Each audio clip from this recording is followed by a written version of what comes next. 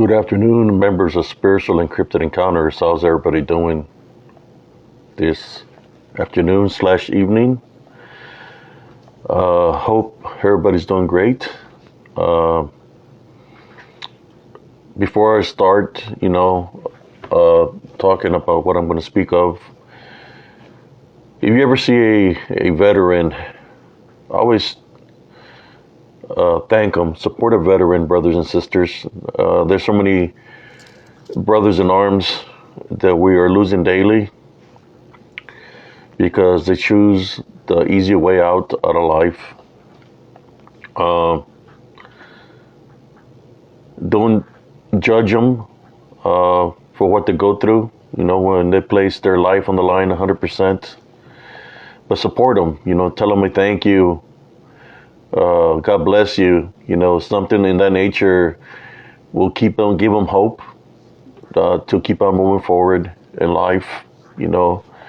Uh, there are so many that are suffering that are veterans. So support your brothers, your sisters that have served in the military, because they placed it all on the line.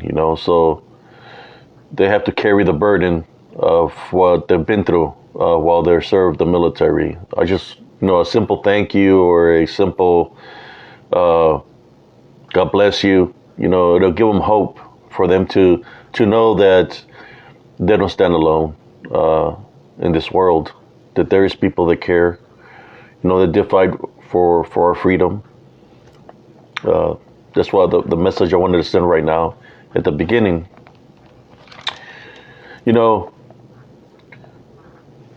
want to talk to you how evil works before I even start what I'm going to speak of. This thing going back and forth has been happening for about a good month now. So, when you go through something spiritual battle, things tend to resurface up. This day, the 21st, is very hard for me and my brothers and sisters. It's a very hard day because we lost a loved one 38 years ago. It's a very hard day, and it seems like, and I'm going to talk about how I lost my loved one because it's dealing with the unseen spiritual war. For some reason, my name got brought into this mess, and it got brought up at the time where I normally mourn, or should I say, honor my mother, which is the day is today. So for the past beginning of the month all the way to now, it's been nothing but bad things coming my way. But that's part of the territory. When you're fighting an unseen spiritual war, things like that happen. I'll give an example. This morning, I think I told a story about the lady I seen that it seemed like she had something wrong with her, an unclean spirit. I want to go eat breakfast. I said, okay, let me take my mind off of all this stuff that's happening and let me go eat breakfast at this restaurant. So I go in there, and the lady I had encountered there, they seemed like she had an unclean spirit like maybe 2 months ago. As soon as I sat down, I didn't even see her walk in. She was looking right at me. And I could see the unclean spirit in her looking at me. So as I was looking at her, I'm going to my Love Foundation. When I looked down and looked up, she was gone. This unseen spiritual war is very real. And people don't understand why I get upset the way I do, because this is not just about this year. This is like something that happens every year, where certain things that are not supposed to happen, they happen, but they happen because the evil that caused damage in my family a long time ago resurfaces up because it wants to find a spiritual opening, because it just didn't want the family member that I lost. It wanted to destroy all my family. So that's why kind of like I don't want to get caught up in no drama or nothing like that because I got to stay focused for today. Not just for today, but this month by itself, there's a lot of activity that happens. We all know what happens in the month of October. Well, I lost a loved one in the month of October, and there's a lot of activity where, if y'all notice, people are surfacing up. They worship other things, cult members, whether they worship voodoo or whatever they worship. They're coming up against good people. You know, I'm a good person, a good guy. But this day here, for the whole month, you know, I've been trying to stay calm, trying to stay relaxed, because I know what it's about. You know, it's about finding a spiritual opening. So I had to take a break, even though I'm being caught up in all this mess. You know, that's what the unseen forces want. They use people to come up against you to try to find a spiritual opening, just like the lady that I could see there was a spiritual opening in her. It was I had full control over this morning, and then she was gone all of a sudden.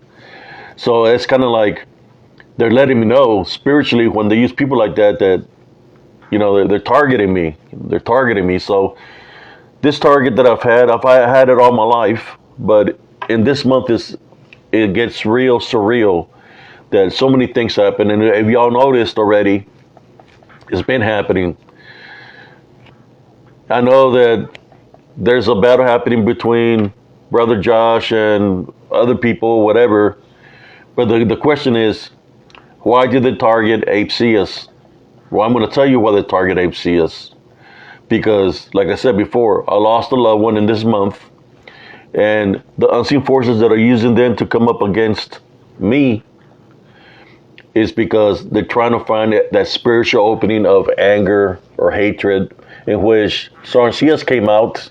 If y'all noticed Soren Cias, and he was ready to handle business. You know, I hear people threatening people that they want to do this, or they're going to come to Texas or to Austin. You know, if Soren Cias would be talking right now, Soren Cias would say, before you head on to Austin, stop here by Temple, Texas, especially on this day. Things could happen, but I know that I have to remain calm and relaxed, not unless something does happen. Then I have to do what I have to do. But this month is very hard because I lost my mother back in 1985 when I was 15 years old. My younger brothers and sisters were 5 and 2, and we were 7 of us. You know, I'm the second to the oldest. But there was a lot of events that happened. You know, I'm going to share here with y'all because I know that my mom is with me in spirit, and she will want me to talk about this to y'all because she was that type of a person that she believed that if you spoke to somebody about something and in truth, that there will be a positive outcome. Well, I'm going to speak about what transpired. This is nothing with the drama, with about viewership or none of that stuff. You know, I'm just talking to y'all straight up because, you know, I just felt the reason I reacted the way I did is because it happens all the time. This is not the first time this happens where people come up against me in the month where I lost my mother. You know, it happens all the time. You know, every October, something crazy happens. But that's the way it is. You know. Like I said, the unseen forces are always trying to find a spiritual opening. So what I want to talk to y'all about, because I'm more sure that my mother will like me to talk about this, is the events. There was a lot of events that happened, brothers and sisters, when the unclean forces bond the people in charge of your household, right? Which would be my mother and my father.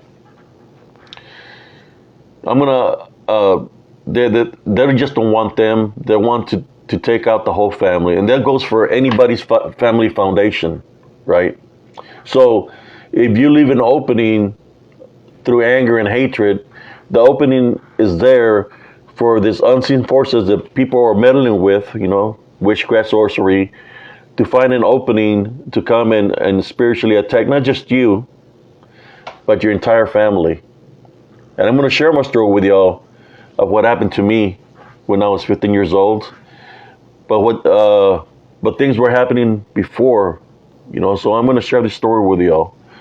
For whoever here's viewing, I hope you enjoy this. I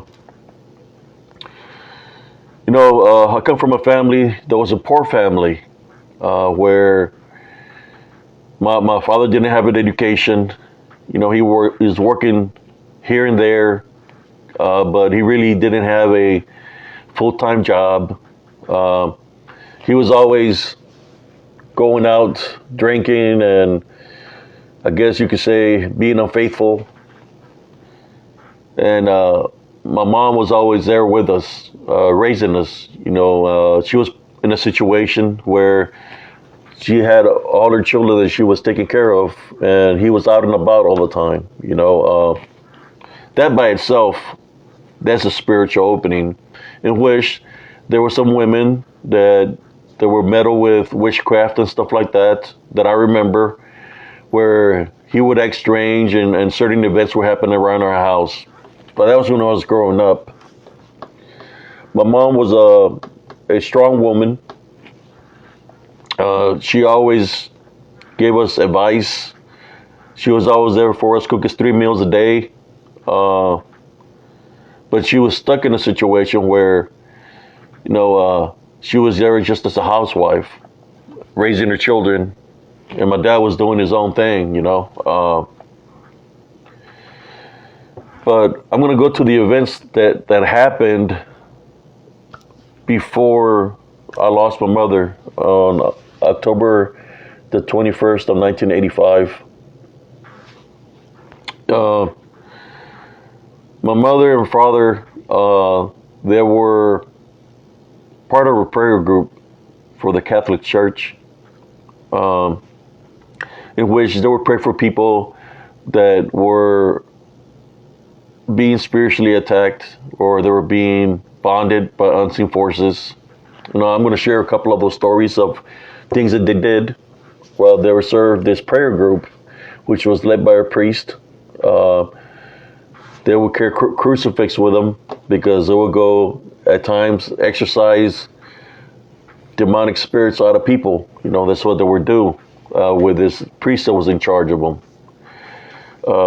One of the stories that I remember was, they said they had got a phone call that they had to go to a certain address because the devil was there. The devil was there to collect the soul of a witch. A witch that was, how should I say, a reborn Christian. So, they got their stuff together, and they got in the vehicle.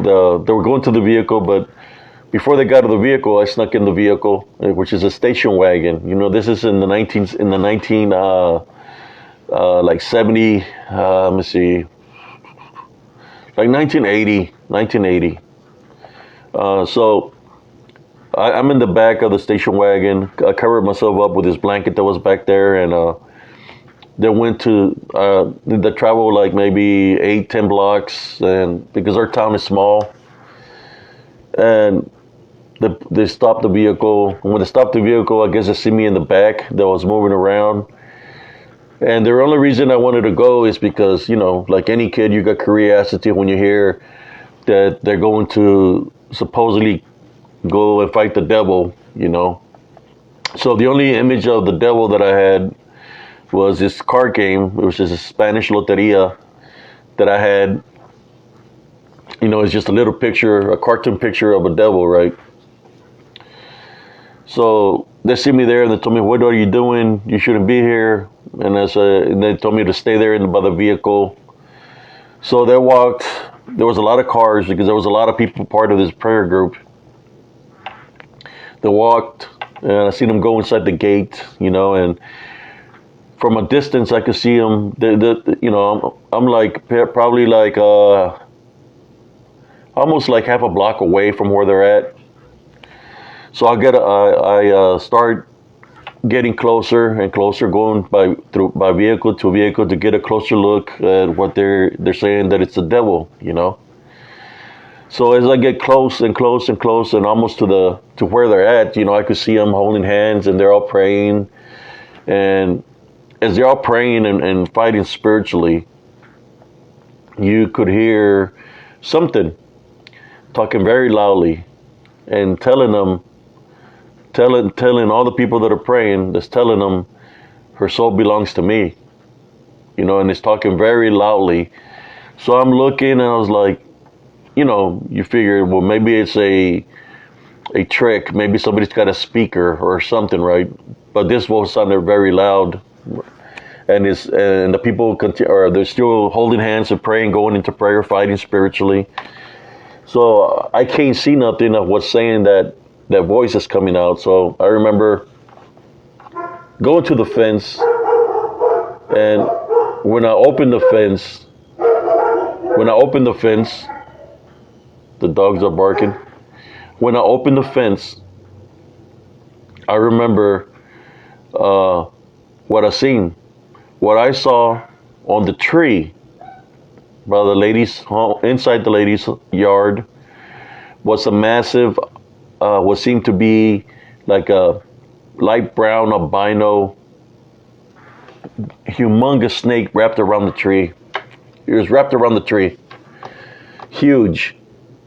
And if I were to say like 30 foot long, 40 foot long, that would be around the size it would be, and it was huge because it was wrapped around the tree numerous times.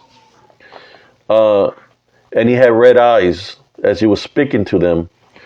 So I remember when I opened the door and the snake looked at me, and he had the red eyes and looked at me and I looked at it, that he just disappeared in a puff of smoke. I've always believed that Jesus Christ is with me, that he's got me here fighting spiritual battles like I still do right now. So when it disappeared, the people that were doing the prayer groups, they were celebrating. They were saying, we defeated the devil, we sent it away. That's what they were celebrating. So I went back to the station wagon, and I sat in the station wagon, and they said they were victorious and all this. The lady still passed away, so only God knows where her soul went.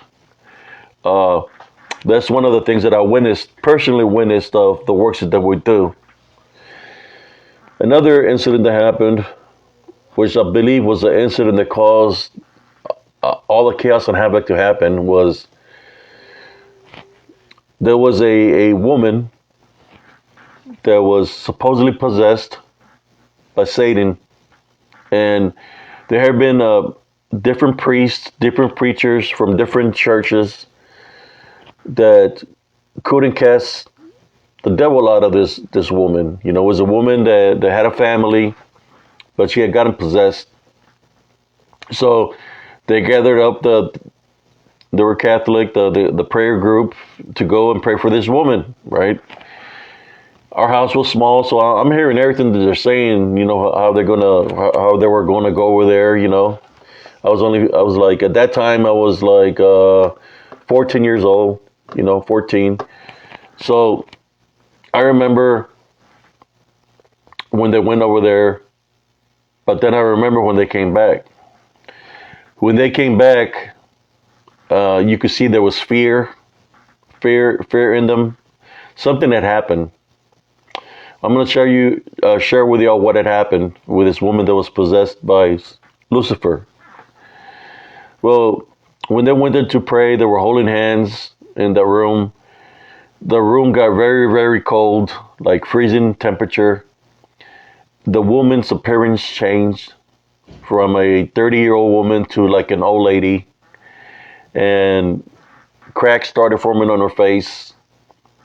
And Lucifer, or the devil, said her soul belongs to him.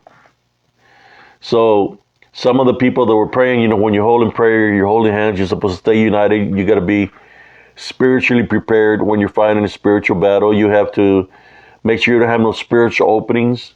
So I believe there was a couple of members that wasn't prepared for their spiritual fight. So what happened is some of them broke free from the holding the hands, and they took off running out of the house. So when that happened, it's like everybody started freaking out and everybody followed suit of that woman that was possessed,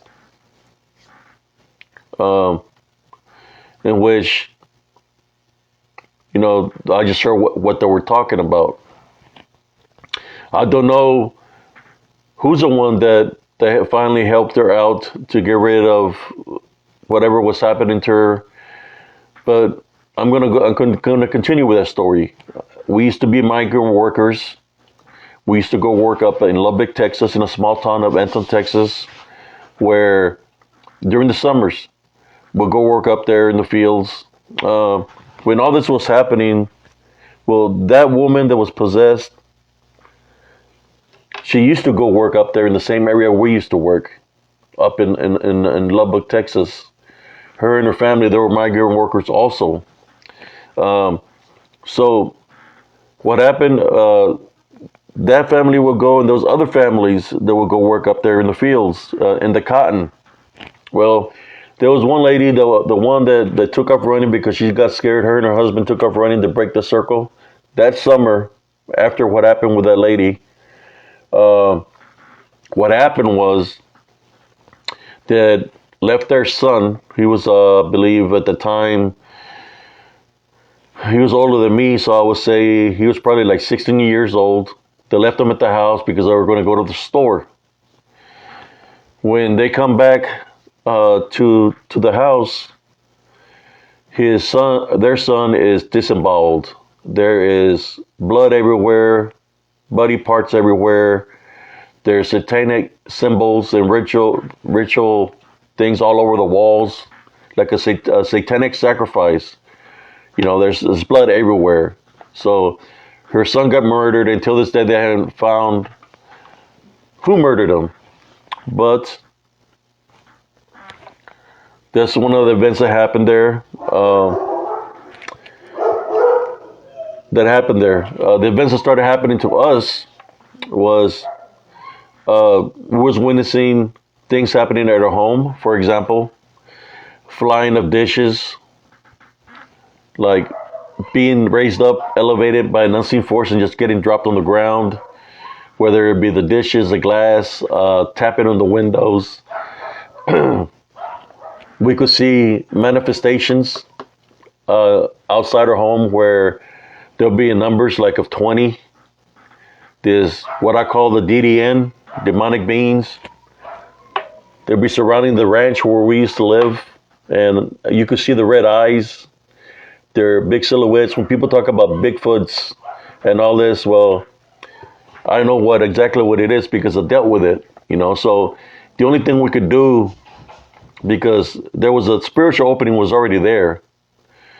The opening was what happened with my mother from the prayer group, right? So in some kind of way, because they left in fear, they had some kind of authority to affect the families, right?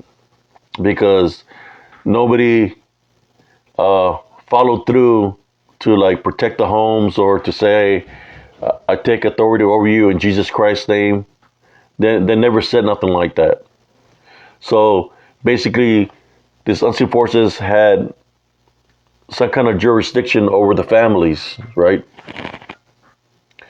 So I will witness these beings or shadow figures with red eyes coming to our home, trying to come into our home when I was around 14 years old, up in Anton, Texas. So what I would do, I would pray. My mother would pray, but there were so many of them that they'll come so close. For the fear factor, they'll come so close to the house that they'll be looking through the windows. And they have red eyes, these beastly creatures, demonic creatures coming to the home. I believe there were what the people call the Legion. They came in numbers, and they came in many. So we were praying, but if the people that are in charge of your household, they're being bonded, so they continue to come. So the whole summer that we worked, the last summer that we worked up there, there was all kinds of activity happening, a lot of activity happening. Uh, I'll give you some examples of that activity. There was one example. There was one where I'm laying in my bed and I'm having a dream where I'm falling down, and I'm falling and falling into a pit, and I'm fixing to hit something, and I make my imagination while I'm asleep make something soft so I can bounce. So when I bounced, I woke up.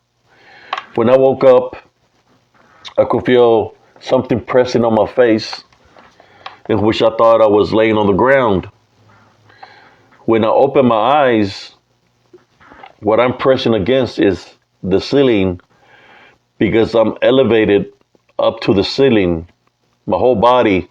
When I look down, because me and my brother, we shared the same bed, my brother wakes up and sees me elevated on the roof, my face hitting the roof, elevated. My whole body is elevated up to the roof. My brother jumps out of the bed because the house was pretty big. The ceiling was pretty high. So when I see my brother jump, got up out of the bed and ran to let my mother know what was happening, my body got dropped to the ground. Like I hit hard on the ground. Just an example of the spiritual activity that was happening around us. There was a lot of violence. A lot of violence that was happening out of my father's behalf. He was not acting himself. You could say he was being demonized, being controlled by something else. And at times, it would jump to my mother, where she wouldn't be acting herself. I'll give you an example of that. We just barely got off of work. I was in the middle between them because they had been fighting a lot.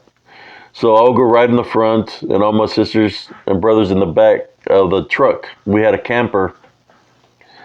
I remember when we were driving, we're going home. I'm like trying to keep peace within the family, and next thing you know, it's like her demeanor changes, like something is controlling her, and she steps on the gas full throttle. She was going as fast as a truck could go, and we're going through the dirt roads and going through the roads, and like she was driving recklessly, in which something bad could have happened. Like I said before, the unseen forces, when they have people bonded, they just don't want the people that they got bonded. They want the family. So I started praying within myself, and I try to use my love foundation, and finally it worked, and she broke from that, but things still continue to happen that way, in which I had to get involved in a scuffle with my father to protect my mother and my brothers and sisters. Like I said, there was a lot of things happening in which it was out of the ordinary, in which there was other forces working behind that. And like I said before, it's dealing with the spiritual openings that someone leaves itself to, vulnerable to. That's why all these things that was happening this month, I said some things, but I had to keep a certain way because I know what it is about. And I'm sharing it here with y'all. It's not dealing with, it's dealing with the unseen forces that can make things happen so to change your path in life, right? So as the summer ended and we finished our work up there in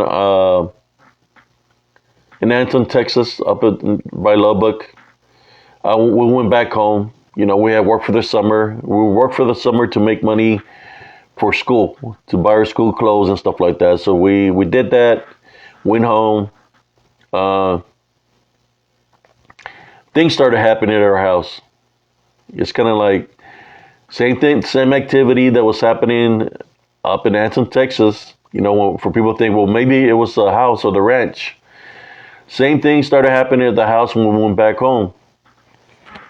Glasses dropping, dishes flying in the air by an unseen force. It started picking up even more. You could hear bangings on the wall, scratching on the glass, on the walls. Our house was wood, right? You hear things running on top of the roof. Our house was on pillars. You could hear pounding underneath the house and all kinds of activity, noises. Like, for example, you hear women laughing. You know, I call them brujas or lechuzas. You could hear kids laughing, demons, right? And all kinds of activity like that. You know, you could hear babies crying. So they continued there, you know, and I tried my best to fight spiritually against them with a little bit of knowledge that I had, right? But things continued to happen. My mom was not the same. My father wasn't the same. Both of them acted very differently. Like there was a different power or a different unseen force taking advantage of them, bonding them, attacking them, attaching to them, using them to do bad things, say bad things. And I noticed that, you know, so it's kind of like, I'll give you another example. Imagine, I remember my mother being asleep. It's like 2, 3 in the morning. The phone rings one time. You know, that time the phones were on the wall. The phone rings one. She picks it up and goes like this, you know, like real quick. And she's like in a trance-like state. She's not awake, but she's like in a trance-like state. Like she's being controlled by a different source, whether it was witchcraft or whatever, but it wasn't her. She wasn't acting herself. Like I was like trying to wake her up from the trance-like state. And like I said, she wasn't awake. She was in a trance-like state. I remember getting in front of her. And I said, "Where are you going?" And she just had a blank stare in her face. I said, "You're not going nowhere, you know. You stay here, stay here." And she wouldn't respond like I'm talking to you right now. She just had a blank stare, like she's being controlled by a different force. She grabbed the butcher knife and she said, "Get out of my way." But what was within her wasn't my mom speaking to me. It was something else speaking through her. And he had a butcher knife in his hand. And he was coming at me. I could see the yellow eye shine in her eyes. I could see anger. Like she was fixing to do something with that knife. So as she was coming towards me, the only thing I could do was step aside and let her go through. You know, if I knew the things that I knew now, I would have tied, bound, and rebuked it in Jesus Christ's name and get that unseen force that was controlling her out of her.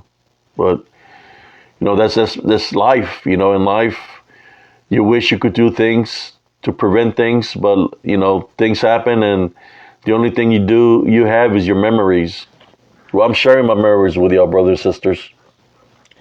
How I lost my loved one on this day, and it's you know, it's been a lot of years, but it reminds me of what happened and why I fight the spiritual war that I fight, in which nobody would understand that if they haven't lost a loved one like the way I did fighting these unseen forces. They wouldn't understand that. You know, there's people that read stories from people and they do stuff for the views and stuff for the tithe. I don't do none of that. I never, all the people I help them out of the kindness of my heart. I don't ask nobody for nothing. That's not it for me. But this day here, October the 24th, 1985, is when I lost my mother.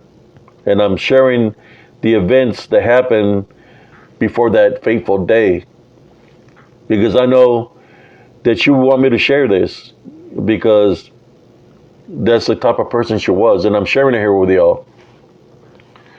Real true story of what happened to my mother. There was a lot of bad things happening from other sources, from other corrupt people that were coming into play also. There was a lot of wicked people down there in South Texas. When I talk about the stories about the witchcraft and the brujos and brujas, that's real. It's 100% real. Well, let me get it back to my mother. So the things continue to happen. Like it was out of control. It was like we were being overwhelmed by pure evil. Pure evil was within our home and was around the home. So me, as the second to the eldest, I had to protect my brothers and sisters because I knew what this evil wanted. He wanted to destroy all of us. So I started fighting spiritually against it while my parents wasn't there at the house, but they had changed completely. They were whole different people.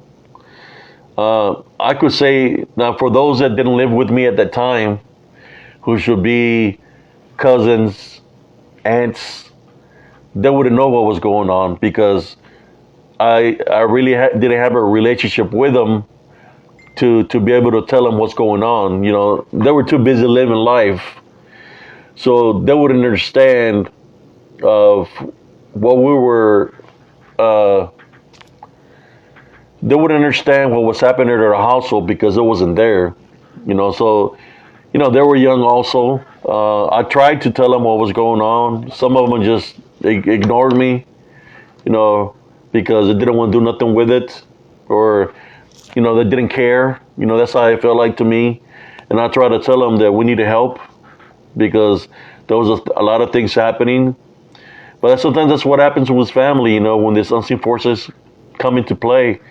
They want division, right? And if they have unforgiveness in their hearts, then I guess you could say that would be easy prey too against these unseen forces that we were facing. I try to reach out to a father, a priest one time. The priest went off and told my parents, and my parents scolded me for doing that, for being disobedient when I was just trying to get help, So I tried everything possible to my ability to try to get the help that we needed, but it's like when this unseen forces have a stronghold and the head of the household are being bonded, it's hard to break free from that. I know that some of y'all have heard the story of what happened afterwards, but I want to continue to share.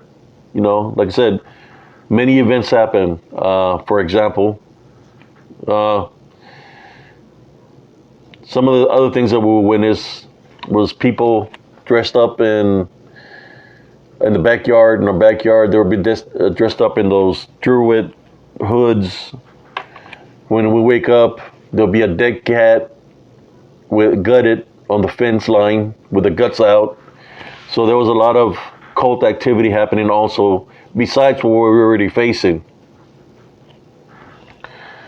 Well, the day that this happened, on this day, my mother and father were supposed to be going to the drive-in, right? My mother was acting strange. She was looking kind of pale that day. It was already like 9:30 at night.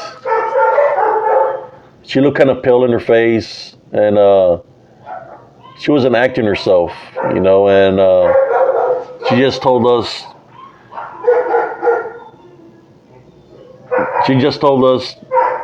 Let me wait one. Settle down. I'll be right back. If somebody ringing the door, I'll be right back.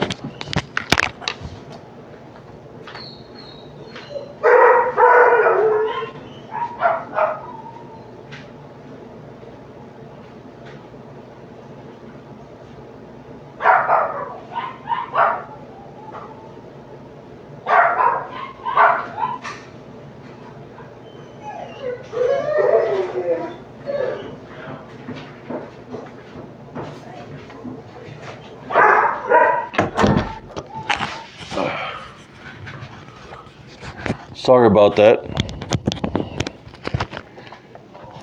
It's like I'm trying to say this story and I'm getting a lot of interference right now. But family members just ringing the doorbell because they didn't have the key for inside the house, and the dogs were just barking all crazy. You know, it's like I'm trying to get to the story of what happened that day. Well, on that day, you know, she told us that we could go visit her cousins. Uh, we had 10-speed bikes, and she told my sister. She told me to come home early, and she told my sister to take care of the little ones, to take care of them real good. But her face was pale, like she knew something was going to happen, but I guess she was afraid to say what was going to happen. It's like she knew something was up. Now that I can reminisce to that day and look what happened, it's like she knew something was up. Well, they went supposedly to the drive-in, and I remember it was like around. I came early that night, and I was laying on the bed watching my brothers and sisters, and I hear our truck. It was an old 1965 Ford pickup. I hear it come into our yard, and I heard somebody open the door, and I just see somebody's hand. The only thing I can see is a long sleeve with the hand cuffed, the sleeve cuffed up, and they have a purse in their hand, and they just dropped the purse, you know, and I recognize that as my dad, and I said, "Hey," I said, "Pop, what's going on?" And he just makes a growling sound, you know, makes a growling sound of some sort, and he growled like a couple of times. So when he closed the door, he got up in the truck, and he left real fast out of the yard, you know. So maybe like 30 minutes later passes, and there's a policeman that shows up asking if the lady of the house is there. And I said, "No, she's not here." And I asked him why. He said, "Well, we have your father under custody because he total wrecked 2 police cars, and we have him under custody." You know, but before that policeman came to the house, I remember this. Before he came to the house, there was a white van that had showed up, and when I opened the door, they had body bags where they were laying body bags on the ground. So when they see me open the door, they put the body bags in the white van, and they took off, right? So I was trying to figure out what they were doing there, you know. That's when the policeman came after that. So I said they were looking for her. So I went outside. I started praying. You know, I said for the Heavenly Father to guide me to where she is. You know, because I was worried. So I prayed to the Heavenly Father. You know, I said, if you guide me to where she's at, I will believe in you for the rest of my life. Even though I already had my faith and believe in Him, but at the time it was kind of hard. I was struggling with my faith because of all the unseen forces that were coming and trying to overrun the family, trying to bond everybody in the family. So it was hard for me to have that full faith, you know. So I got on my 10-speed bike, and in our small town, there's nothing but dirt roads, and it's pitch dark down in South Texas. I remember driving, we call it caliche. It's a form of a rock that the dirt roads are made out of, and it's a white rock. So the only white I could see was a white road of the caliche, but everything else was pitch black. So I'm driving around, I'm riding my bike, my 10-speed bike, down this caliche road. just following my spirit, because I prayed to God in true faith that He was going to guide me to where she was at. So I followed the road and went up on the main road, and I could have gone left or right, but my senses told me to go right. I went right. When I went right, I stopped on this bridge. I got off the bike and I started walking. As I was walking, I heard a moaning sound, like somebody was moaning in pain. So I went across the bridge and I'm looking down the dirt road that's there, and I could hear a moan coming from over there. So as I was fixing to start walking that ways, there's something that stood up by the pole. There was a light. There was a light by the pole that you could see. What stood up was something dressed in black. When people talk about Jack the Ripper, or they talk about the man with the red eyes, I can't remember the name of it, but he had like a cape. He was dressed all in black, and he had a top hat on, and he had red eyes, and he was looking at me, and I was looking at it. It was pretty tall. I say it was probably like 6'5", 6'6", around that tall, or even taller. He was looking at me, I was looking at it. So I wasn't moving, and because, I wanted to go further, but he was like maybe, I would say 10 feet away from me. So when that was happening, towards the far right, there was a ranch, and the lights on that house were flickering on and off, on and off, on and off. And you could hear people laughing coming out of their ranch that was up ahead where I was at. So when I looked at this thing that was dressed all in black with a top hat and red eyes, it started gliding towards me. It was off the ground. So when I noticed that it was gliding, I was only 15, I got on my bike because it was coming after me. So I rode the bike back into town. I say, what's that, like, the Hat Man, yes. How you doing, brother? Thank you all for joining me while I share this on this day. So I got on my bike and I kept on looking back, and he was gliding, coming after me, catching up pretty fast. So I was used to being track, so I was pedaling as fast as I could. I was hitting pothole after pothole. I think my rim might have gotten messed up on there because the street was kind of messed up, so I was hitting potholes.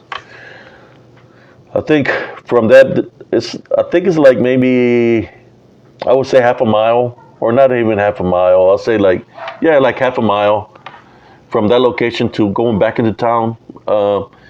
Our city has irrigation system. Since there's a agricultural town, it has irrigation system that goes around the town. So I crossed the irrigation system and I could see the first homes that were there, right? Because I'm back in the city. When I turned around to look to the Hat Man, or people want to call him Jack the Ripper or whatever, it's not him no more.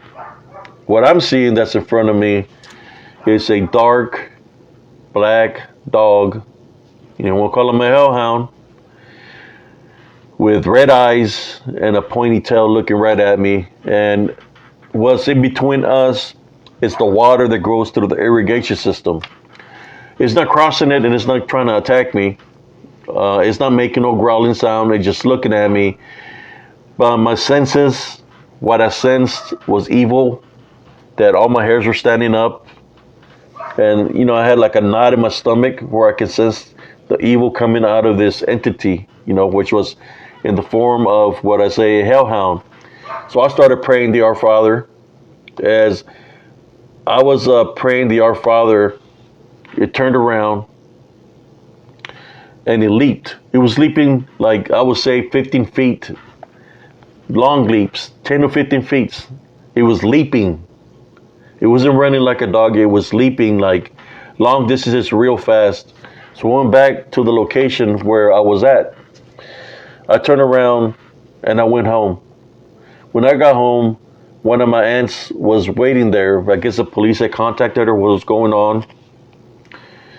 and she was scared. And she said, "We need to get them out of their fast. We need to get them out of their fast." She wouldn't tell me what she had seen or nothing like that. So I remember my younger sister, she told me, "You need to pick me up. I can't touch the ground." You know, they say the kid, when a child is young, they know what's around, right?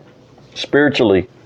So I picked her up, and I took her to the vehicle, and we all got in the vehicle, and we left her house where she lived. When we were at her house, she was saying that when she showed up there at the house, that she seen a monkey with red eyes on her tree, and that she was afraid to get off the vehicle. So there we go. We got a missing person, for somebody growling, a missing person. I witnessed the Hat Man or Jack the Ripper, whatever you want to call it, with red eyes. People laughing with lights flickering, and my aunt witnessed a monkey with red eyes on a tree, which that would, with just that activity by itself, that's demonic activity. That's letting you know that there was something unseen happening there by these demonic forces that were the cause of what was happening that evening. So we're at my aunt's house, and they got a phone call. They said that they found my mother. They needed somebody to identify her body. What does that mean, to identify her body? That's the words that were told to us. We need somebody to identify her body. That means that she's not here no more. But before that happened, brothers and sisters, that they got that phone call, I'm going to tell you what happened. I was outside my aunt's house. A storm came out of nowhere. Strong storm. There was raining cold water, and the water was hitting me. The water was hitting me, and there was lightning, thunder. When that happened, I knew then that my mom wasn't here no more, because that was letting me know spiritually that she wasn't here no more. It's like 5 minutes later when we got the phone call. I'm trying to say everything that I can remember, how I remember it. So I go there, and I volunteered to identify because, I guess the aunts were scared. Nobody wanted to see her in that condition or that way. So the only thing that was shown to me to identify her was just a picture. So I identify you through the picture.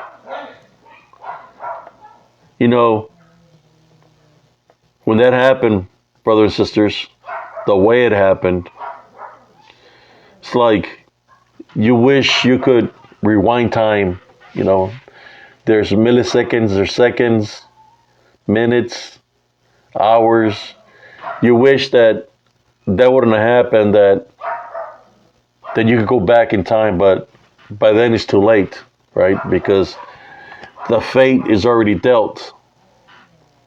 So, that was like, it felt like my heart got ripped out of me. But still, somebody had to be strong within the family to keep the family together in some kind of way. So what I did is, the following day, I contacted a priest, and I asked the priest to take me back to the location. If you could take me to the location where my mom's body was buried, was found. And he said yes, that he was a priest that was there the night before, that he blessed her body and stuff like this. So we went back to as we were going, he took me down that road where I encountered the hellhound by the irrigation system. We crossed the irrigation system. We got by the bridge where I was standing, where I heard somebody moaning.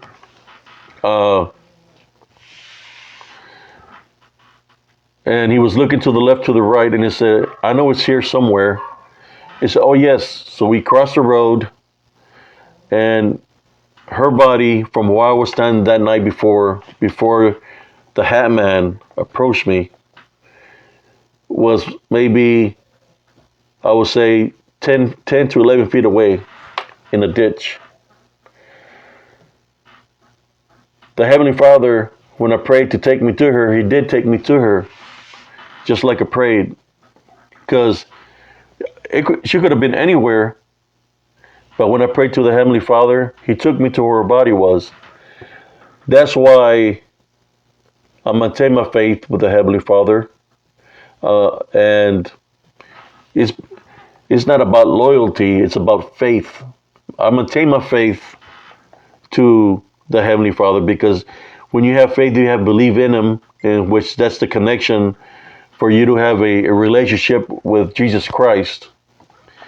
He took me there to the location, even though of all these unseen forces that were there trying to, how should I say, collect the fermented soul of what happened that evening. I believe about enough time for the Heavenly Father to intervene, especially when the hellhound that was supposed to be the Hat Man took off running back. I was praying already the Our Father, calling upon the Heavenly Father to come and intervene. And I believe 100% within myself because of what I've witnessed through faith and believe in Jesus Christ, that when I summoned Jesus Christ or the Our Father, by saying the Our Father, that the angels came to assist of what had happened. That's how I see it as. So the priest took me there, and I got off the vehicle, and we blessed the area, and she was a fighting woman. You know, I'm going to go a little bit more in detail how much of a fighting woman she was. That there was pieces of sugar cane where I guess she had put in her hands trying to crawl out of the ditch. That's how strong of a woman my mother was. A very strong woman. To this day, you know, the one that got convicted for the crime of my mother was my father, in which I do not have a relationship with him. My brothers and sisters do not have a relationship with him. He was committed for the crime of what happened with my mother. But I believe I had to share all the things that happened before, so people could get a better understanding of what actually happened in my family to my mother. Throughout the years, you know, I found out other things. For example, I met this man.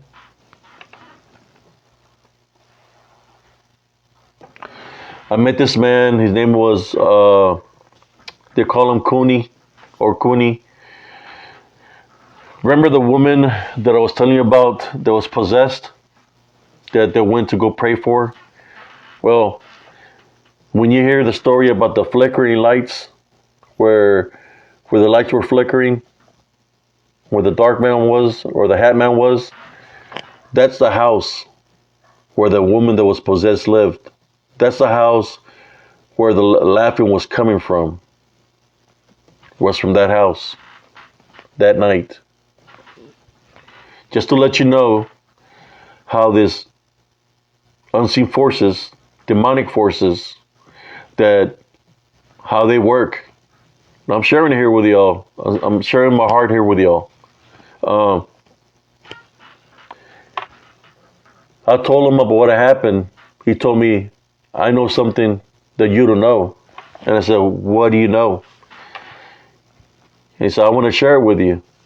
He said that there was a man that's up there north where we used to go work. Now, I told you there was a lot of families.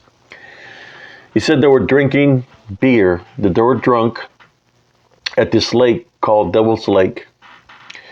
And that there was a certain man that said that he didn't believe in God, and then he didn't believe in the devil. So he was going to prove it to him that neither one existed, right? He said that he didn't believe in God, but then he said he didn't believe in the devil. And he said, he told you he don't exist. When he got home, his wife had gotten possessed by the devil. So that's how that woman from the ranch that the lights were flickering got possessed because of her husband, because he challenged God, and the devil, if you don't acknowledge God, well, God is out of the equation. The devil showed him proof that he does exist. Because he didn't believe in God. He showed him proof he exists. How? By possessing his wife, his children, his family, and then all the other things that happened to the other families that were involved in the exorcism of that woman, in which my family got affected also by it, in which I lost both of my parents at the age of 15 years old. Everybody else in my family was younger. You know, I believe I need to share the story the way I'm sharing it right now. I have to share it because I have to vent on this day because of all the events that happened, that I know how evil works. I'm just letting you know. I know the activity that comes with these unseen forces. I know what they're capable of because I lost a loved one. And I'm going to continue on with this. That's what he told me, this man. The woman that had that went to go pray, he lived right beside her. And he said that woman was a witch. That the devil did come collect her soul. But this man is not here amongst us anymore. He passed away. But basically what I'm saying, brothers and sisters, is if you're going to do any kind of spiritual works, make sure you're being true to yourself about the works that you do. Because these unseen forces that are around us, of what I've witnessed throughout my life, I've been fighting spiritually a very long time. And I am who I say I am. I know how to handle a situation, a spiritual situation, and how to overcome it through Jesus Christ. Because I've been through a lot of spiritual battles all throughout my life, which made me the person that I am right now.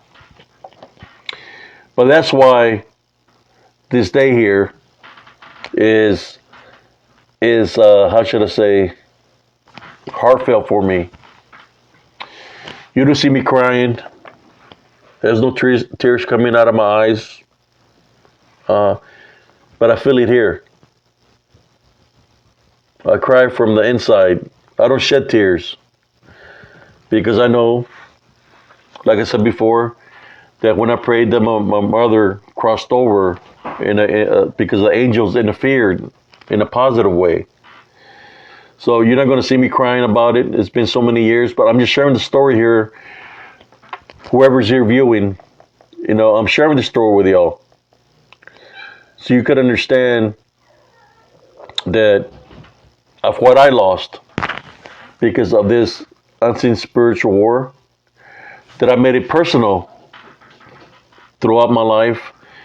I had prayed to God that I was going to fight along Him all my life, this unseen spiritual war.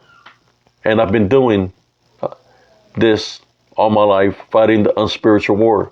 This is what I do because I made a promise to the Heavenly Father I would stand by Him, and I'm still here standing by Him. So basically what I'm saying is, I do have a lot of wisdom and knowledge that makes me the person that I am now. But that's why this day is very hard for all my brothers and sisters, because of what happened. I created the spiritual encrypted encounters because you could say I'm like a target all the time. When it comes down to the unseen, they target me because they know what I'm capable of spiritually, of the works that I do. So they target me, whether it's a complete stranger that has an unclean spirit looking at me, the unclean spirit looking through that individual at me, I rebuke it without even saying nothing through Jesus Christ. Telepathically, the person that's being bonded by the unseen force or leave. I am a true man of God, and I've been fighting spiritually, the front line spiritually. As you notice, I'm sharing the story with y'all, and I'm not talking about scripture, trying to make myself look like a preacher or somebody in a holy man of any kind of way. But I do fight the good fight in the front lines, in the spiritual front lines. I've been doing it all my life. I'm a man of my word, and that's why I get targeted this way. That's why all these things that are happening this month with the cryptic community and all this stuff with these people is because they don't believe in what I believe in. They don't believe in Jesus Christ. They already know what they believe in, what they're affiliated with. So I'm just like they're being used, you could say, to come up against you spiritually. But in spite of however they come at me, in spite of what I might say or Soren Cias might say, I still maintain my love foundation. Because I know that it's very important for me to maintain my love foundation, especially while fighting an unseen spiritual war. When I maintain the love foundation, this is what happens. When you maintain the love foundation, you have forgiveness. You forgive people. I forgive people daily. When you have the love foundation through forgiveness, you have a closer relationship with Jesus Christ. Through the personal relationship through Jesus Christ, you get spiritually blessed through the spiritual gift of discernment, and which is blessed you with gifts that you know things that are coming your way before they even happen. So all these things have been happening to me this month. You could say it's predated because I've been knowing about this. I've been knowing this a long time ago. So when the enemy thinks that they got me by a surprise, no, not really. When you see me or Soren Cias pretending to be mad, listen to me. Pretending to be mad, pretending to be upset and screaming and all kinds of stuff. That's part of the game, the spiritual battle. Like I said, pretend. Do you know why I pretend? Because I'm maintaining my love foundation. That's more important than being upset, being angry. Sometimes it becomes so much of a spiritual battle that you just play along. You have to play along in order for the enemy to reveal itself. It's revealed itself already, what I've been going through this month within the cryptic community. And there were many that were affiliated. This is how the wicked works. They said they're not affiliated with individuals, and they say they aren't. They say they aren't. They're like going back and forth. But that's what happens when people are liars. When people are liars and have unclean spirits in them, they don't know the left from the right. They don't know where to go. They don't know how to approach me or come up against me spiritually. But I know exactly what to do to overcome the unseen forces, whether it's the unseen spiritual forces that caused what happened to my mother, or whether it's people being used to come up against me spiritually. I know exactly what to do to overcome it, and it's simple. Everybody should know this. It's simple. All you got to do is place Jesus Christ first. Jesus Christ is our Savior, and Jesus Christ is our Avenger. He handles everything. It's beyond my control. So I leave it up to Him. So when I leave everything up to Him, all the disguises, all the charades, all the games, no matter how people come at me, it's already revealed of who's who. But I've been getting targeted in this nature all my life. And it always happens around this time frame of October, You know, they say that October is the unseen forces time. You know, but that's why I battle with daily, or should I say yearly. I'm still gonna go out with my wife this evening in honor and homage to my mother, because I know that my mother, I can feel her spirit around me. I know she is in a higher place. Uh, and I know that she's proud of the works that I do. I know she's proud of the works that I do. And I know that she's around me in spirit. That's one thing that people don't understand, is when you make fun of a loved one. I'll give you an example of that. The day that everything happened, the following, I think we would spend like a week away from our home, or 2 weeks, or a month possibly, when we went back to our home, because we couldn't stand it being with other people, because they wanted to treat us like Cinderellas, wanted us to do this and that. And we spoke to our caseworker, and I said, what if we could show you that we can make it on our own? I was working 2 jobs. And they said, okay, I'll give you a chance. And God bless her soul, or God bless her if she's still alive. Our caseworker was Mary Hope Barrera. And she said, I'm going to keep on checking y'all. If I see that y'all ain't doing it, or you can't do it for yourselves, then I'm gonna interfere. But she allowed us to go back and live in her house as brothers and sisters, you know. And I was working 2 jobs for about a year and a half. Then my sister started working, so she was working and I was working. That's how we made it, you know. The little bit of time she worked on her part-time job and what I was working, because I was already school, we were making it. That's one thing that my mom taught us, is never give up. You know, never surrender, never give up. But that day that we was doing all these things, doing the good things, I was doing good for my brothers and sisters, and we're doing good. I got on a phone call on the 21st of October, the following year. We got a phone call like around 10:30 at night, and you could hear the witches laughing. You could hear the witches laughing. They were laughing over the phone. At that time, the phones were on the wall. The witches were laughing, and you could hear either a kitten or a baby crying, like they were going to sacrifice something in that nature. But they're not as bad as they think there was, because if they were that evil, how come they didn't show their presence to me? You know, if they were that bad, how come they didn't show their presence to me? Because they knew that if they did, they probably wouldn't be here right now.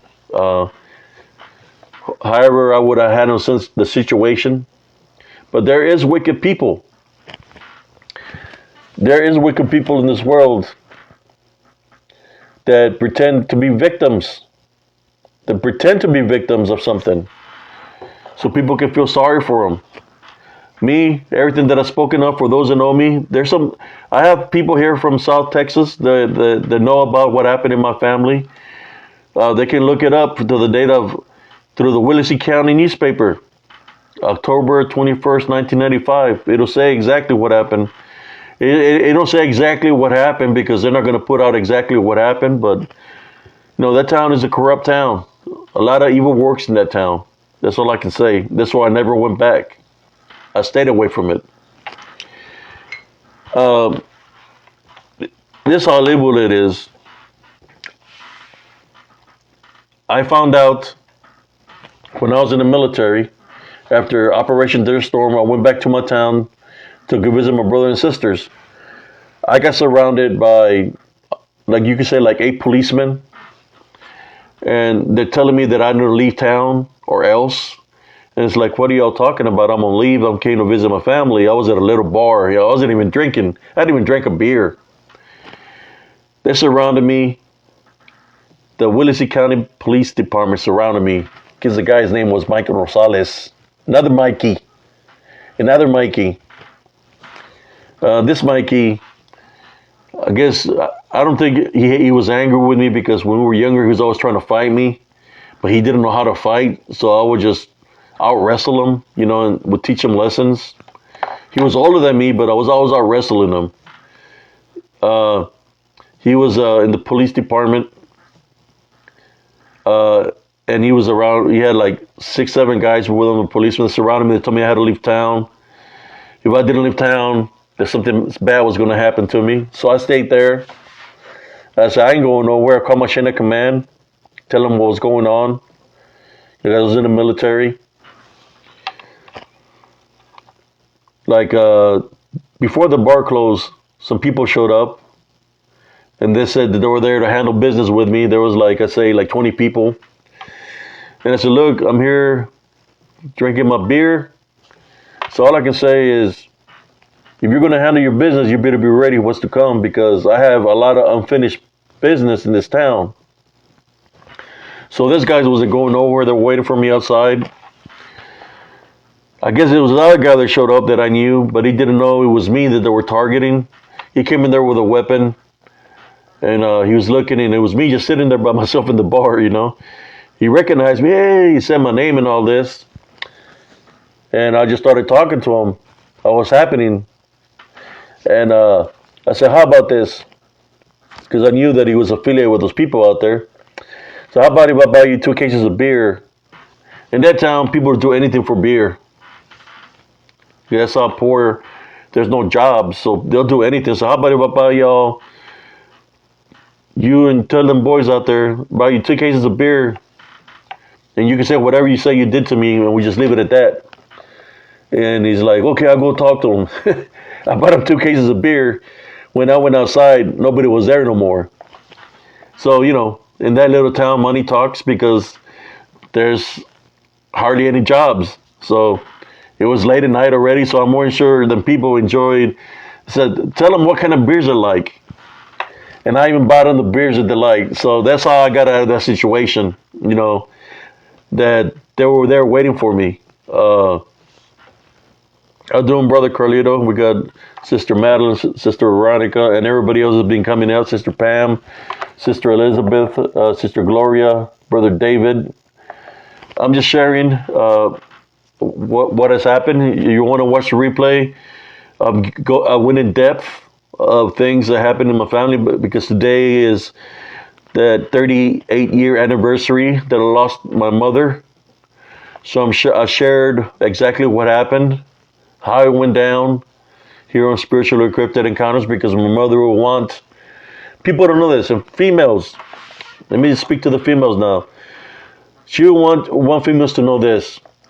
Don't let anybody mentally or physically abuse you. She will want you to know that you are somebody, that you don't have to be in a situation where you're getting mentally or physically abused. She will want you to know that there's other things you can do to get out of those situations. You don't need to be in that kind of situation. There's something that you want to let the woman know, because she was a very strong woman. So what happened with that encounter of those policemen? Following day, I went back. I had to go back to Fort Hood. I get to Fort Hood. That's where everything gets a little bit more interesting. It's like they did an investigation, internal investigation of why the cops approached me, because, I was part of the military. So I'm an asset to the military. So they went to go talk to the police station. There was a certain cop that told them what happened, what has happened in my family. And this, when they called me into the company commander's office, he told me, hey, we didn't know all this happened in your family. Sorry to hear what happened to your mother. We did an internal investigation, and this is what we found out. What they found out was that there was a certain individual selling insurances. They're in the town, know who the individual is, and I'm more sure the family members know who he is too. A global insurance. Well, those insurances, he was selling them to everybody. For example, they found out that It was an insurance fraud. So what they would do, they'll grab an insurance and they'll place the whole family in the insurance. Mother, father, all the children. That evening, what happened to my mother? Remember how I told you all those body bags were laying down on the ground? It's because they expected for all of us to die that evening because of that insurance fraud, in which all the people that bought an insurance claim was going to be able to collect from all the people that died that evening. But that's not what happened. We still survived. And they let me know that there was still a hit on me. Not just on me. There was a hit on all my brothers and sisters. That's how I found out that there was a hit on all my brothers and sisters. So they gave me time, like 2 weeks, and I got everybody out of the Rio Grande Valley and moved them up to Central Texas. Because there was even people that tried to collect up here that came all the way from the valley to try to collect, but then they met Sarnesillas. When they met Sarnesillas, they didn't want to do nothing with Sarnesillas. So they took back to wherever they came from. So, like I said, there was a lot of things that happened, whether it was people involved, unseen forces involved, of what happened with my mother. You know, for a story, there's got to be light, and I'm sharing that light with y'all of what happened. You know, it's been 38 years. I know she will be very happy. My brothers and sisters, especially my brother is a principal. My sister that's got a good job as a dental. You know, my younger brother sister. That's the ones that's right here in my heart always. And all my brothers and sisters, but my younger brother and sister, you know, they were too young that they didn't get a meter, so they're always in my heart. You know, my other brothers and sisters are always in my heart too. Every single one of them. That's one thing about us. We stay united. You know, we still talk. Of course, this day is hard for all of us. You know, this day, you know, it's hard for all my sisters. You know, because it's kind of like having a flashback of that day. So it's very hard. You know, a very hard day. But I'm just talking to y'all. If y'all watch the beginning to now, I'm seeing you how all these things played out on this month. All these things that are happening supposedly to other people. If, for example, if it was only directed at Josh Turner, why bring my name in it, right? This month is the month that I lost my mother on this day. All the things that's been happening in this month has been happening for a spiritual reason. It's been happening because these people that are affiliated with the unseen forces probably told them, hey, target Abe Sias. Target Abe Sias. But I know what this month is about. So that's why I'm on Timber Love Foundation. And like I said, I can't pretend to be Sergeant Sias. Well, people could think that I'm mad because I'm always spiritual Abe with the Love Foundation. And I know what's at hand, what's at risk. I can't leave myself an opening to any spiritual openings. That's what's at hand. At the same time, Sergeant Sias is a standby, just in case. Sergeant Sias, Private Sias, or whatever rank you want to name me when I was serving the military, has handled situations in the military through hand-to-hand combat and taught lessons to people with the Love Foundation, believe it or not. Has taught people lessons with the Love Foundation, because the Love Foundation is always with me. Not unless it's a matter of life or death, then it is at a higher level, in which, you know, things happen a certain way. But besides all this other nonsense, to me it's nonsense, you know, childish games. I'm just refocusing right now. What's important to me, is this day. Or what it symbolizes to me is a day that I lost somebody that I love, which was my mother. Y'all need to see the video from the beginning to this moment to understand what I'm talking about. For those that tune in late, check it out. You want to know something about spiritual Abe? Sarncias is right here.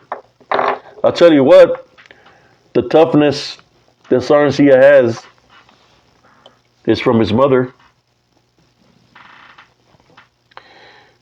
From his mother. The toughness is from his mother.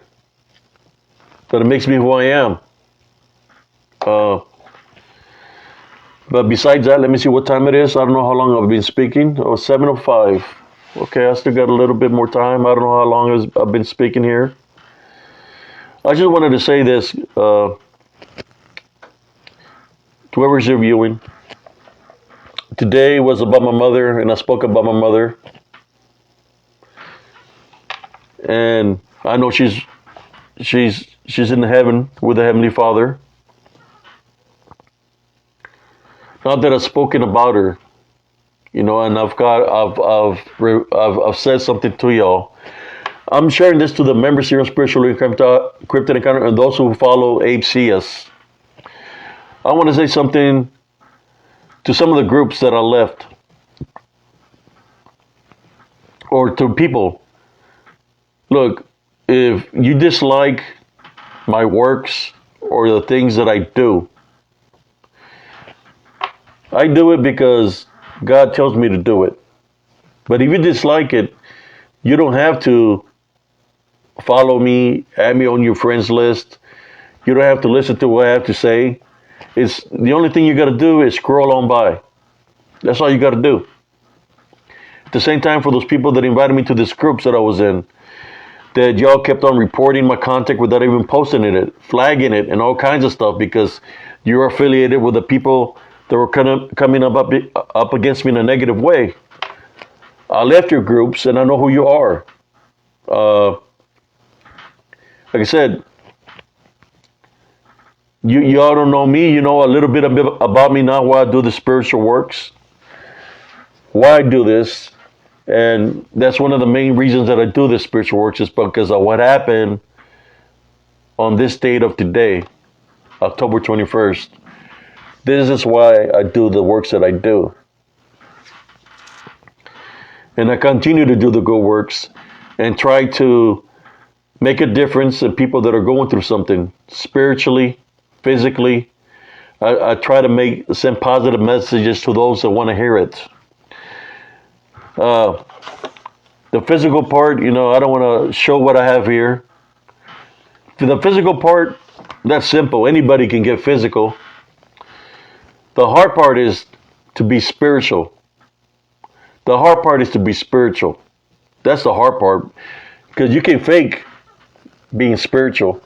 You can talk that you're being spiritual, but you can fake being spiritual because the Heavenly Father knows what's in your heart.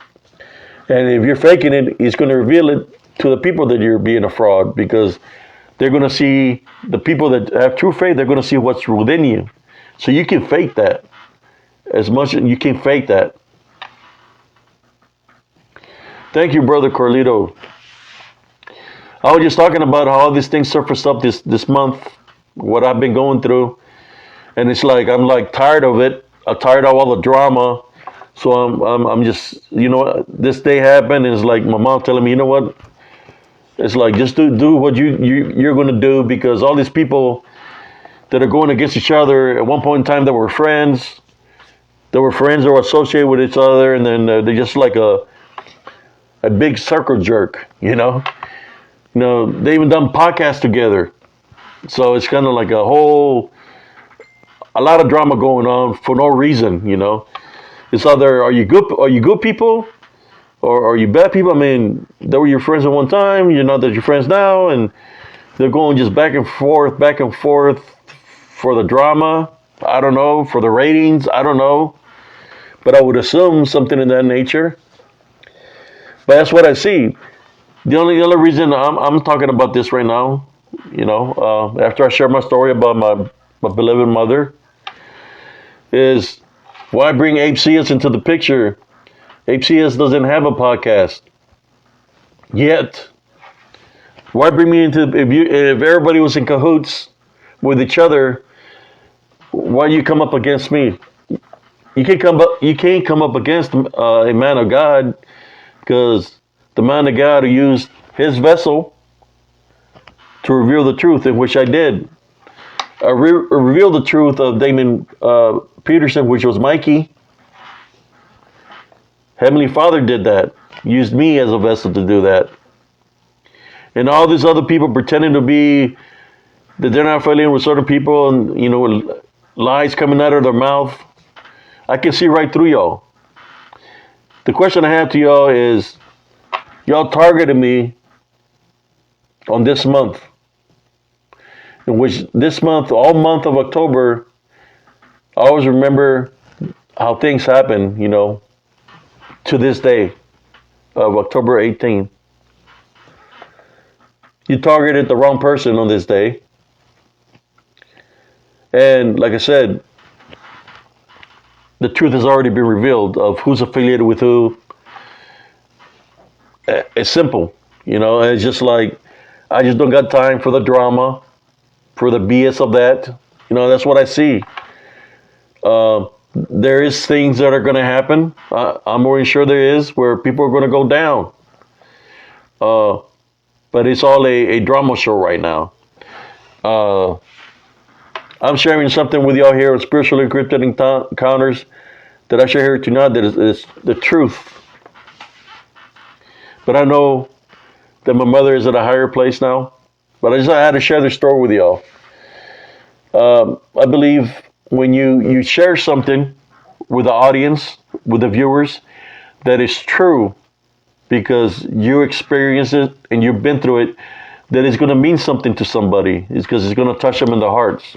And this is basically my main mission here on Spiritual Encrypted Encounters. I do have another project coming on that I'm going to be focused on, that I'm going to focus on soon. Now that this day is going to pass by. That's one thing about my mother is, I'll share her one more story when I was a kid with my mother, how strong of a woman she was. She would tell, I was a skinny kid, so there was a lot of kids bigger than me, always trying to bully me around. And she would tell me, if you get in a fight, make sure you didn't start it. Because you started, I'm going to handle you when we get home. Now, if you get in a fight, she will tell me, make sure you don't lose. Because if you lose, I'm going to handle you at home. So I really didn't have that many options from a strong mother. The only option I had was to win the fight. So here we go. I was in second grade. This big guy comes and is trying to fight me. We're fighting. There was this teacher named Miss Tag. Had to pull me off of him because I was like a little chihuahua on him. I had him in a hold, and I wouldn't let go. So here comes Miss Tags, takes me to the office. They call my mother. They call my mother that I got in trouble. So there goes my mother, and she looks at me, and then she looks at the kid, how big the kid is compared to me. She's looking at him, and she sits down, and they tell her, she's asking questions. Well, what happened? And the Miss Tag is like, well, the big one started it. He started attacking your son, and then your son started defending himself, and I had to take your son off of him because he beat him. He defeated him. My mom just looking at me, and then she looks at the principal. Principal's name was Mr. Smith. She says, Mr. Smith, what are we going to do about this? I said, well, the only thing I can do is I'm going to suspend both of them because they got in a fight. I know it wasn't your son's fault. So I'm going to let your son take his homework home so he can do the homework, but he can take his homework home. He's going to get zeros for the day for starting the fight, right? So I gather up on my books. I have all my books, like a stack of books. I got in a fight early in the morning. So I'm walking with all my books, you know. And my mom looks at me, gives me a smile.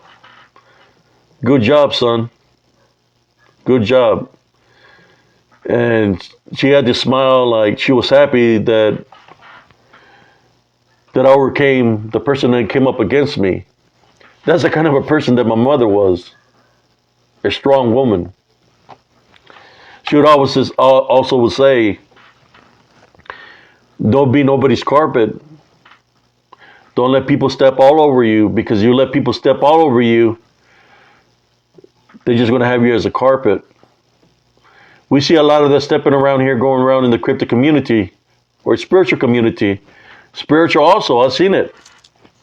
I face people that don't believe in Jesus Christ. But that's the type of woman she was. When I went to junior high, people knew me. People knew. People knew. My mom was like, come here. Your aunt's going to go out on a date. I want you to go on the date with her.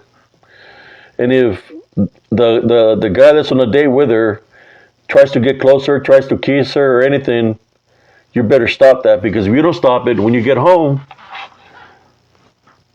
I'm gonna discipline you. So I go on a date with my aunt. I'm at the movies. My aunt is 3 years older than me, or three or 4 years older than me. I think it's 3, because when I was a freshman, she was a senior. So there I go, and there's this guy. He's got his hair come all the way to the back, and we're there, and he's trying to hug her and stuff, and trying to kiss her, and I get in between them. And then it's like we're walking home, and we stop at this church, that's nearby the house, and he's trying to kiss her, and I say, hey, leave her alone. And he said, what are you going to do, little kid? So I fought him. I fought the guy. So when my aunt gets home, my mom's like, what's going on? What happened? And so my aunt's like, oh my God, I can't believe he tried to kiss me and all this stuff, He's trying to grab me. And I said, but Abram, he got in a fight with him. My mom just gave me a smile and said, good job. I don't know where my mom got her strength from. He got her strength from my grandfather. My grandfather, he was a strong man. I witnessed something when I was a kid from her father. It's like my mom resembled a lot my grandfather. There's resemblance within the family. Like our grandfather. My grandfather used to go to the bars. And my mother would send me when I was a kid, like 5, 6 years old, to go look for my dad. I went there one time. I was opened up a bar, and I see my grandfather dancing with a woman. He was already up there in age, like I would say, like in his 60s.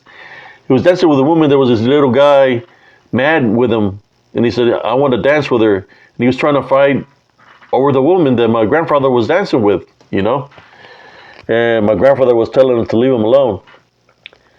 The man was stubborn-headed. He didn't want to leave him alone. My grandfather hit him one time and knocked him out. TKO. When he did that, he looked to the doorway, and he see me there, standing there, and he gave me a smile. My grandfather gave me a smile. Like he knew I was there. So he had to teach this guy a lesson, because I was there viewing him, what was going on, and I'm his my son's, his daughter's son. So he had to teach this guy a lesson, how you do things. And he gave me a smile. He would always give me pep talks. think I drank the first beer with my grandfather when I was young. I took the first puff of cigarette by my grandfather when he was young. I got whooped by my mother when that happened. But my grandfather was a character. He was into the old discipline. Talking about whips. He was into the old discipline. He'd been through a lot himself. But there was something he would always tell me. You see what I'm going through? You see what I go through? Don't be like me. Be you. Don't do the mistakes that I do. That's what he would tell me. So I took that to heart. That was my grandfather giving me advice. My grandfather, that's cousin Jesus Carvajal's grandfather also. He's a very strong man. Had a reputation. People were afraid of my grandfather. He wouldn't play around. But besides that, my grandfather, my mother that I dearly miss, plus all my aunts and uncles that I've lost, Tia Janie. I have so many memories of them, but they kind of went through what I went through in a different way. They lost their mother due to illness when they were young, so my grandfather had to raise them on himself. At least he was there for them, but they went through a lot, also. So, it's kind of like something was trying to repeat itself, but not really, because what happened in my family was completely different. But I have the mentality of never give up, and I will continue to have the mentality. I don't want to keep y'all too long here, but maybe one day I'll share some memories of my grandfather, man. My grandfather. I wouldn't be here right now. Like I said, I've gotten many chances. I'm going to tell you the story. Maybe cousin Jesus Carvajal knows about this. My grandfather in his room, in his closet, he kept a shotgun in there, in his closet. He had rifles and shotguns, but his shotgun. I was a kid, 4 or 5 years old. He would tell me, "Don't go into that closet because el fusil está cargado," which means the shotgun is loaded and is ready to go. He had it on fire, It's ready to go. So there I go I was a curious little kid. I go there, I'm touching the trigger. I'm touching the trigger of the shotgun like this. I'm skinny, not that strong. But then all of a sudden, boom, shotgun goes off. The gun hits me, I fall, and I'm just knocked out by the shotgun. My grandfather comes running in the room. My mother comes running in the room. What happened? And they just see me laid out there, on the ground in the closet. And they checked me. I had a big old bruise on my head and stuff, but it wasn't because of the shotgun shells. But that could have been me. They could have gotten the blast. But luckily, I'm still here. But it went off, but he kept it there, charged. I never went back into the closet after that. I got lucky that when I hit the trigger, he didn't go to my direction. So I know how dangerous a weapon could be. I witnessed it firsthand, just like I witnessed it in combat. But I got so many stories I can tell you, man, of my grandfather, my mother. They were pretty close. My mom was always going to his house on the Sundays because my grandpa was a hardworking man. He worked in the fields, in the tractors, agriculture. He was watering and everything, do different kind of agriculture. So on Sundays, my mom would go and do his laundry. She'll make them some dozens of tortillas to last them for the rest of the week. So she'll make tacos or whatever. You know, on Sundays we'll go to his house, you know, and that's what we do. She would do his laundry, clean his home, and everything, you know. But I miss them all. You know, my grandfather, my mother. I had to bring in my grandfather in this because I know I could feel his spirit, you know, since I'm talking about this. I know that he loved all his children, even though it didn't seem like he loved his children. I know he loved his children. Because if he loved me and he showed me love, I know he loved not just his children, but his grandchildren and everybody else. That's a side that he didn't want nobody to see, was the goodness in him. I would see the goodness in him all the time. He said, I got to spend time with him. But anyways, brothers and sisters, like I said, view the video from the beginning to this time now. Thank you all for tuning in. God bless every single one of you. I want to say a little prayer before I go. Heavenly Father, at this time, I would like to pray and go all the way back to 1985, 21st October 1985. We tie, bind, and rebuke any negative demonic forces, any cult activity, any witchcraft, any sorcery. We tie, bind, and rebuke anything in that nature 7 times fold through Jesus Christ's name. Amen. Thank you all for tuning in. Y'all have a blessed evening. And God bless every single one of y'all. Peace.